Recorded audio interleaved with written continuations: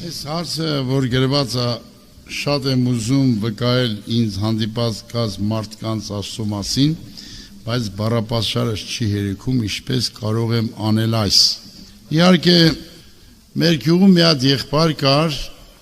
3 տարի մնացել էր նույն դասարան։ Այդքան անգրագետ էր, էլի։ Իր պատմության դասատուն ասում էր Սմբատ, քեզնից դաս պատմել չեմ ուզում, մինակ դասի վերնագիրը անգիր սովորի, արի ասա 3 տնեմ, էդ էլ չէր կարում սովորել։ Հիմա այս Սմբատ ապաշխարել է։ Իր պատմության դասատուին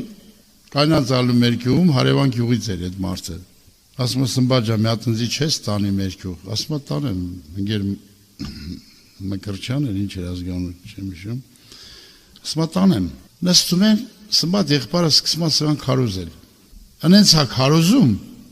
այս պատմության դասատուն ինձ տեսավ սենց արեց, այ տղա ասեց, Պավլիկ, ես էլ էի դասատու, ինքն էլ է դասատու, ես կողքի գյուղում, ասեց, այդ անգրագետը, 3 տարի նույն դասարան եմ ասել, ասեց, այդքան բաներ որտեղ էր կարացել սովորել, նա մի հատ վերնագիր չէր կարում սովորել, անենց էր շարադրում, անենց էր խոսում, զարմաց հայ մարդ այդ մարդի վրա։